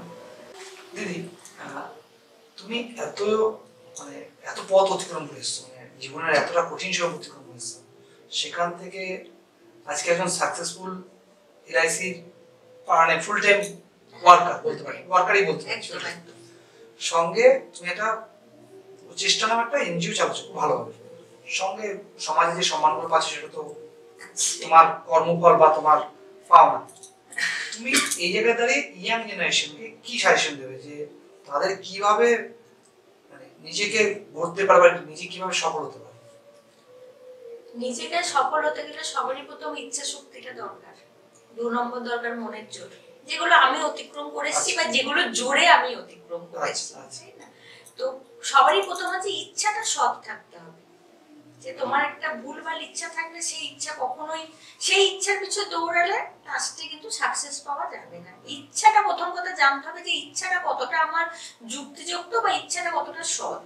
মানে যদি আমি এটা তোমার কথা ঠিক একটা উদাহরণ দিই, আমি তো এমনি চাঁদে গিয়ে বাড়ি করবো, মানে আমি জাস্ট বলছি সেটা তো আমার ইচ্ছার বাইরে, সেটা ইচ্ছার বাইরে, সেই ইচ্ছাটা করলে কোনোদিনই সাকসেস হবে না। মানে তুমি বলতে বিষয়টা হচ্ছে যে বাস্তবে থেকে বা মাটিতে পা রেখে ইচ্ছাটা রাখা যায়। আর তার সাথে দেখো কোনো একটা ইচ্ছা রেখে দিলে হবে না, ইচ্ছাটা জানানোর পর কিন্তু ওই ইচ্ছাটার পিছনে পরিশ্রম করতে হবে, শ্রম দিতে হবে। কোনো একটা ইচ্ছা আমার জাগলো কিন্তু আমি শ্রমটা দিলাম না, আমি ধরো প্রচেষ্টাতে দিনরাত পরিষেবা দিই, যতটুকু মানুষ আমাকে আছে, আমাকে রাত এমনও আছে যে রাত 2টোর সময় আমাকে ফোন করেছে, 2:30টার সময় ফোন করেছে, কিন্তু ধরো আমি যদি 2টোর সময় ফোনটা এসেছে, আমি যখন তখন যদি বলতাম যে আমি ঘুমিয়ে আছি, আমি কালকে সকালে কথা বলবো, তার মানে কি আমি শ্রমটা দিলাম না। আমার ইচ্ছা মানুষের কাছে থাকা, যে মানুষকে আমি দিন রাত্রি পরিষেবা দেবো, কিন্তু আমি শ্রমটা দিলাম না। আমার ঘুমটাই তখন আগে। একটা মানুষ কষ্ট পেয়ে রাত 2টোর সময় আমাকে ফোন করছে, তো তাকে আমি তার কষ্টটা উদ্ধার আমার দ্বারা হয়তো সম্ভব, তবেই সে আমাকে ফোনটা করেছে, আশা নিয়ে কিছু, হ্যাঁ, বা আমি সেই জানি সেটা আমি করতে পারবো, তারপরেও আমি কিন্তু ঘুমটাকে প্রায়োরিটি দিলাম। সেই ক্ষেত্রে আমার কিন্তু ওই সাকসেস আমি কখনোই পাবো না, কারণ মানুষ আস্তে আস্তে আমাকে বুঝে যাবে যে এটা হয়তো আমাকে ইগনোর করছে, তাই না? তো সেই ইচ্ছার কোনো দাম নেই, ইচ্ছাটার সাথে শ্রমটা দিতে হবে। আর প্রত্যেকটা মানুষের আমার মনে হয়, আমরা তো সামাজিক দায়বদ্ধ জীব, তো আমাদের সমাজের প্রতিও কিছু দায়িত্ব থাকা উচিত। প্রত্যেকটা মানুষের ফ্যামিলির দায়িত্ব আছে, নিজের দায়িত্ব আছে, তো সমাজের প্রতি প্রত্যেকটা মানুষের কিছু না কিছু কন্ট্রিবিউট থাকা দরকার, সেটা যেরকম ভাবেই হোক, তাই না? তো আমি ইয়াং জেনারেশন কি প্রত্যেকটা মানুষের কাছেই আমার অনুরোধ থাকবে যে নিজের এলাকার যতটুকু মানুষ পারবে, কারণ আমরা একে অপরের উপর নির্ভরশীল, কারণ এটা কিন্তু সেই চেন ওয়াইজই আমাদের জীবন চক্রটা বাঁধা, সবাই সবারই উপর নির্ভরশীল, তাই না? কারণ কেউ কাউকে ছাড়া আমরা একা কিছু করতে পারবো না, তাই না? আজকে এই যে আমাদের প্রোগ্রামটা হচ্ছে, এটাও কিন্তু একে অপরের উপর নির্ভরশীল, তাই না? তো তেমনি তুমি একা ট্যালেন্টেড বা আমি একা ট্যালেন্টেড হয়েও কিছু করা যাবে না, কিন্তু দুজনের যৌথতে কিন্তু একটা জিনিস হলো, তারপরেও কিন্তু অনেক ব্যবসা করতো, তাই না? তো ওই জন্য সমাজের প্রত্যেকটা মানুষ যখন প্রত্যেকটা মানুষের উপর নির্ভরশীল, নিজের এলাকাটাই যদি মানে কিছু মানুষকে মানুষ সামর্থ্য মতো দেখে, তাহলে মনে হয় আস্তে আস্তে মানুষের প্রবলেম কমতে থাকবে, হ্যাঁ, অনেক কমে যাবে। গোটা পৃথিবীর দায়িত্ব কাউকে নিতে হবে না, অন্তত নিজের পাড়াটুকু, নিজের পাড়ায় কোনো মানুষ বিপদে পড়লে সবসময় অর্থনৈতিক দিক থেকে নয়, মানবিক দিক থেকে যদি একটু মানুষের পাশে থাকা যায়, তাহলে অন্তত এই আমার মতো এই কঠিন লড়াই অনেক মানুষকে নাও লড়তে হতে পারে, ইজিলি পথ পেয়ে যাবে, তাই না? একটু পাশে থেকে ভরসা দেওয়া। তো আমিও চাই না দ্বিতীয় জয়া তৈরি হোক, অন্তত কিডনি ডোনেট কেউ করুক তার বাবা মায়ের জন্য, তার পরিবারের মানুষের জন্য, অবশ্যই এটা একটা প্রাণদান, ভালো জীবনদানটা, কিন্তু আমার মতো কঠিন পরিস্থিতিতে দাঁড়িয়ে নয়। আমি চাই না যে দ্বিতীয় জয়ার কখনো তৈরি হোক আমার মতো এইরকম এই লড়াইটা যাতে না করে, তার জন্য প্রত্যেকটা মানুষকে আরো মানবিক হওয়া উচিত, যাতে নিজের পাড়া নিজের এলাকায় সবসময় যে অর্থনৈতিক সাপোর্ট দরকার সেটাও কিন্তু না, মেন্টালিটি সাপোর্টটাও কিন্তু অনেক বড় কাজ দেয়, সব থেকে বড় কাজ ওটাই দেয়। যেও যদি খুব দুঃসময় যদি মানুষের পাশে এসে একটু ভরসা দিয়ে বলে তুই পারবি, তার কিন্তু 80% কাজ হয়ে যায়। এই জন্যই ডাক্তারের কাছে গেলে মানুষ মানে ডাক্তারের ব্যবহার থেকে অনেকটা ব্যবহার থেকেই মানুষের সুস্থতাটা অনেক বেড়ে যায়, অনেক পার্সেন্ট বেড়ে যায়। তো আমি ইয়াং জেনারেশনকে এটাই বলবো, কারণ তারা সমাজের মানে অ্যাসেট, এখন, তাই না? তারা যতটা বেশি পারবে সমাজকে দিক, তার জন্য তারাও ভালো থাকবে, একটা মানবিক হতে পারবে, তাদের ফ্যামিলি শিক্ষাটা ভালো পাবে, তাদের নেক্সট জেনারেশন আরো ভালো থাকবে, তাই না? একে অপরের, যেমন আমার সন্তান আমাকে দেখে দেখে একটা শিক্ষা যে না মানুষের পাশে করতে হয়, ও তো মোটামুটি জ্ঞান হওয়ার পর থেকে এটাই দেখে বড় হলো যে না মানুষকে করতে হবে। হ্যাঁ, এই কিছুদিন আগের একটা ছোট্ট গল্প বলি, যে এই মরাঘাটের কাছে একটা বাচ্চা, এই 2.5 বছরের বাচ্চা, আমারও সেদিন গায়ে জ্বর, তো বাচ্চাটার জ্বরে খিঁচুনি উঠে গেছে, ঠিক আছে? বাচ্চাটার বাবা কলকাতায় থাকে, মাটা একা আছে বাবার বাড়িতে, বাবা বয়স্ক। তো আমাকে রাত্রেবেলায় 12:30টায় ফোন করে যে দিদি, ওর বাচ্চাটার বাবা, যে দিদি আমার মিসেস খুব ঘাবড়ে গেছে, আমার মেয়েটার খিঁচুনি দিয়ে জ্বর উঠেছে, দিয়ে ওই খিঁচুনির মতো হয়ে গেছে, তো তাকে ইমিডিয়েটলি হসপিটালে অ্যাডমিট করতে হবে, তা তুমি যদি একটু ব্যবস্থা করে। আবার ওখানে কোনো টোটো নেই, রাত 12:30টার সময় কাকে কি পাবে? দিয়ে আমি বললাম বেশ ঠিক আছে, আমি 2-4টে টোটো যে কন্ট্যাক্ট নাম্বার গুলো আছে টোটো ভাইদের, তাদের সঙ্গে কন্ট্যাক্ট করলাম, কিন্তু তারা সবাই তো টোটো তো নিজের ঘরে কেউ রাখে না, সবাই গ্যারেজে ভরে।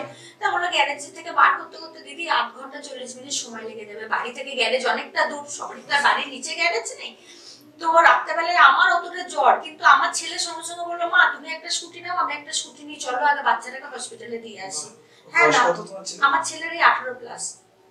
তো এই যে মানবিক, আমার ছেলে কিন্তু এই শিক্ষাটা হতো না যদি না আমাকে ছোট থেকে এটা দেখতো। মানে আমার ছেলে এটা একটা বুঝে গেছে, এটা আমার কাজ, মানুষের কাছে দাঁড়ানোটাও আমার, যেমন খাওয়াটা কাজ, ঘুমানোটা কাজ, পড়াটা কাজ, বন্ধুদের সাথে আড্ডা মারাটা কাজ, মানুষের বিপদে আমার এটা কাজ, এটা আমার ছেলে বুঝে গেছে। তাই আমি ইয়াং জেনারেশনকে এটা, আমি ওই রাত্রে কিন্তু আমার ছেলে একটা স্কুটিতে গেল আর একটা স্কুটিতে আমি গেলাম, তো একটা স্কুটিতে তো 3 জনা বসবে না, তো বাচ্চার মাটাকে আমার ছেলে বসালো, আর আমি এমনি স্কুটিটা নিয়ে গিয়ে হসপিটালে ওকে রাত্রেবেলা 1টার সময় ভর্তি করলাম,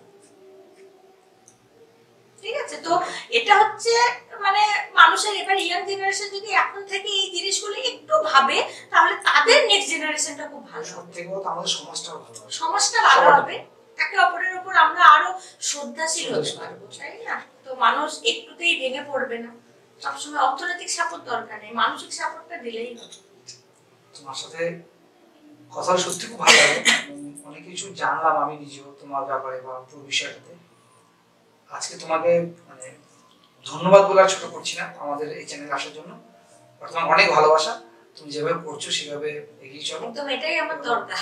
আর আমরাও চেষ্টা করবো তুমি যেভাবে বললে আমরাও সেভাবে, একদম এটা করলে আমার মনে হয় সমাজ আরো ভালো হবে, তাই না? মানে কোন রকম আমরাই পারি আমাদের সমাজটাকে পাল্টাতে, ইচ্ছা থাকলে, তাই না? কেন আমরা লোকের কাছে এত যাবো যে অমুক করে দিল না তমুক করে দিল, মানে অবজেকশন না দিয়ে নিজেরাই করো না, অল্প অল্প করে শুরুটা, আর কাউকে একজনকে শুরু করতে হবে, কারণ তুমি যদি অন্যের উপর ভাবো যে ও আগে করুক, আরে তোমারও তো কিছু আছে, তোমার দিদি না বলো না এপিসোডের মতো, তোমাকে সবার আগে রেখেছে, মানে তোমাকে, তুমি যেটা ভেবেছিলে যে অন্যকে দিয়ে তুমি তো করবে, হ্যাঁ একদম তাই, আর করতে হবে শুরুটা, তুমি নিজের মতো করো না, তোমারও তো আছে ভগবান, মানে আমরা হচ্ছে ঈশ্বরের সন্তান, আমি এটুকু মনে করি, ঈশ্বর কিন্তু আমাদেরকে প্রত্যেকটা মানুষকে কিছু না কিছু স্পেশাল কিছু গুণ দিয়ে পাঠিয়েছে, কেউ নিজে দেখতে পারে, কেউ ফিল করতে পারে, প্রত্যেকটা মানুষের করার ক্ষমতা আছে, কারণ আমরা কিন্তু মনুষ্য জাতি, এটা ভাবতে হবে, তাই না? আমরা কিন্তু ওই অবলা চারপেয় প্রাণী নই, তাই না? যে তাদের পরে নির্ভরশীল হতে হবে, আমাদের মধ্যে যথেষ্ট কোয়ালিটি আছে, তো সেটা মানে কে করবে তার উপর দাঁড়িয়ে না থেকে নিজেকেই শুরু করতে হবে। আজকে প্রচেষ্টা, আমি যখন নিজে শুরু করেছি, আজকে প্রচেষ্টাতে প্রচুর শুভাকাঙ্ক্ষী, গুণে শেষ করা যাবে না, তাই না? কারণ হ্যাঁ, কারণ একজনকে তো প্রথমে দাঁড়াতে হবে, কারণ আজকে যদি শুভাকাঙ্ক্ষী না থাকতো, যখন 2021 সালে ইয়াস ঝড় হয়, তো সুন্দরবন যাবো এরকম একটা ডিসিশন নিলাম 7 দিনের মাথায়, তো আমি যে স্যারের সাথে আর কি মানে যোগাযোগ করেছিলাম, তো সেই স্যার বলেছিলেন না 3 দিনের মাথায় আসতে হবে, কারণ 7 দিনের মাথায় সরকারি হেল্প চলে আসবে, তো ওদের এই মুহূর্তে দরকার, সবকিছু শেষ। তো আমি 2.5 দিনের মাথায় 3 লক্ষ টাকা জোগাড় করেছিলাম, শুধুমাত্র পাবলিকলি সোশ্যাল মিডিয়ায় পোস্ট করে 3 লক্ষ টাকা জোগাড় করে ওদের জন্য ওই 320টা পরিবারের কাছে জিনিস পৌঁছেছিলাম, কাটোয়া থেকে লরি করে মাল নিয়ে গেছিলাম সুন্দরবন, ঠিক আছে? তো এটা আমার একটা বিশাল বড় অভিজ্ঞতা, যে না ইচ্ছা থাকলে আর সৎ কর্ম করলে কেউ না কেউ পাশে এসে দাঁড়াবি, আর এত শুভাকাঙ্ক্ষী পাশে এসে দাঁড়িয়েছে, মানে প্রথম শুরু করেছিলাম একা, আজকে কিন্তু আমি একা নেই, আজকে মেম্বার 10টা লিখিত হতে পারে, কিন্তু অলিখিত পশ্চিমবঙ্গের প্রচুর মানুষ, এমনকি তার বাইরেরও। হ্যাঁ, মানে শুধুমাত্র একবার মুখে বলতে দেরি এটা আমার প্রয়োজন, মানে প্রচেষ্টার জন্য বা কোনো মানুষের জন্য, ঠিক আছে। পল্লবী বলে যে মেয়েটার দায়িত্ব আমি প্রথম নিয়ে কাজ শুরু করেছিলাম, এখন তার জন্য কিন্তু আমার কোনো খরচা নেই। তাকে মানে আমারই বন্ধু বা কিছু স্যাররা আছে, তারাই আর কি ওর জন্য প্রত্যেক মাসে টাকা পাঠায়। মানে তার খাবার, তার মানে কি, আমার বাড়ির বাচ্চা হয়তো এই নিয়ম করে হেলথ ড্রিঙ্ক খায় না, কিন্তু সে খায় এখন। তার শুরুটা করতে হয়েছিল, কারণ তার জন্য প্রত্যেক মাসে টাকা বরাদ্দ, মানে মাসের 1 তারিখে প্রচেষ্টার অ্যাকাউন্টে পল্লবীর জন্য টাকা আসে। মানে তোমার আমার অ্যাকাউন্টে কমিশন হওয়ার আগে পল্লবীর টাকা আসে, মানে এলআইসি কমিশন আসে হয়তো 1 তারিখ বা 2 তারিখ বিকেল 5টার পর, কিন্তু পল্লবী টাকা 31 তারিখ কিংবা 1 তারিখে সকালবেলায় আসে। সেটা তুমি আবার কন্ট্রিবিউট করো। হ্যাঁ, একদম। তার জন্য জিনিস কিনে আবার তাকে দেওয়া হয়, কারণ তার হাতে টাকা দেওয়া হয় না, কারণ তার জন্য পুরোপুরি তার মানে সেখানে তার হেলথ ড্রিঙ্ক, তার মেডিসিন, হ্যাঁ, তার প্রয়োজনীয় খাবার যেগুলো লাগে সবটাই দেওয়া হয়, ঠিক আছে। তো এটা হচ্ছে মানে ইচ্ছা শক্তির ক্ষমতা, তাই না। প্রথম শুরুটা কাউকে না কাউকে করতে হবে, তারপর দেখবে তোমার ওই সৎ ইচ্ছা থাকলে লোকে জুটে যাবে। 2টো লোক থাকবে না, 3টে লোক থাকবে না, আরো 10টা জুটে যাবে। এটা প্যারালালি চলতে থাকবে, কারণ ঈশ্বর সঙ্গ দেয় ভালো কাজে, ঠিক আছে। এটা আমরা সবাই জানি, তাই না। আর যে একদম, আর যে নিজেকে সাহায্য করে তাকে ঈশ্বর সাহায্য করে, এটা আমি সবসময় মানি। তুমি যদি নিজেকে সাহায্য না করো, ঈশ্বর কোনোদিন তোমাকে সাহায্য করবে না, তাই না। আগে তোমাকে সাহায্য করতে হবে নিজেকেই, যে আমি এটা করবো, তবে ঈশ্বর বাকি সব হয়েই যাবে। একদম হবেই, এটা আমার বিশ্বাস। আমি প্রতি মুহূর্তে, এটা কোনো সেই গল্প করে এসে বলা নয়, আমার জীবনের। আজকে তোমার কাছ থেকে মানে বারবার শেষ করতে গিয়ে শেষ হচ্ছে না, কারণ কথা তোমার যত শুনছি ততই মনে হচ্ছে ঠিক আছে আর একটু কথা বলি বা একটু শুনি। তো আজকের জন্য এটুকুই আমাদের। আরো একদিন হয়তো আবার একদম আবার দেখা হবে, সেটাই বলতে চাচ্ছিলাম। আবার হয়তো দেখা হবে, হয়তো না অবশ্যই হবে, অন্য একটা এপিসোডে, যেখানে হয়তো আরো এনজিওর বিষয়ে আরো কিছু জানবো। আজকের জন্য নমস্কার।